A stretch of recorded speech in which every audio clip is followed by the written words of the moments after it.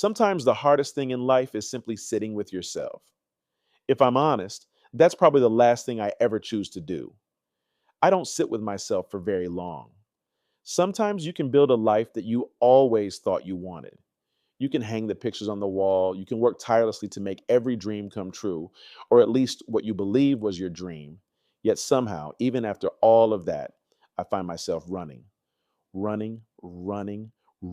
always moving, always finding something else to do, always avoiding standing still for too long. The truth is, I don't really know how to stop. I don't really know how to stand in the middle of difficult emotions. That's just not how my life was built. Where I came from, everything was always moving. Life was like a river flowing downstream. You kept going because that's what you had to do. And the strange thing about going downstream is that it actually feels good. It feels good not looking back.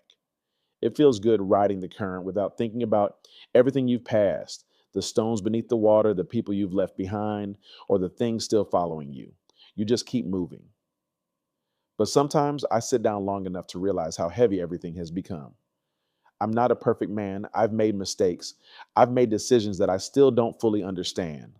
Sometimes I don't even know why I chose the paths that I chose. And now, for the first time in my life, I find myself in a place where I don't necessarily want my life to stop.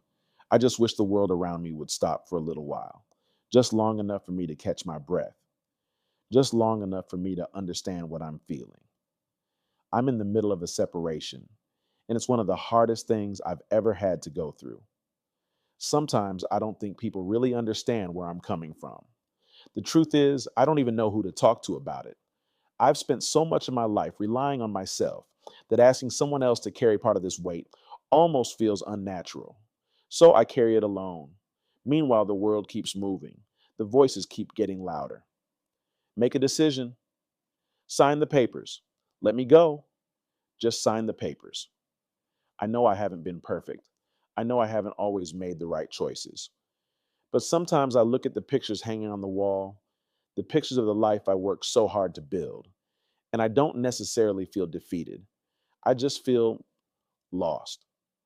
I don't know which road I'm supposed to take. And maybe that's what being torn really feels like, not knowing whether to move forward or hold on just a little longer. Sometimes I wish I didn't have to decide today.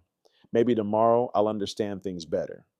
Maybe if I wait just a little longer, everything will become clearer. But the longer I wait, the louder the voices become. Sign the papers, sign the papers. Let me go. And maybe because I've spent so much of my life running from difficult things, I've become incredibly good at pretending they aren't there. I've developed this strange ability to put pain on pause, to convince myself that I don't have to feel it right now, that I can come back to it later. So when I say I'm living in a torn vibe, that's really what I mean. I'm sitting here trying to understand it all, but not for very long, because there are still too many responsibilities, too many things demanding my attention, too many reasons to keep moving.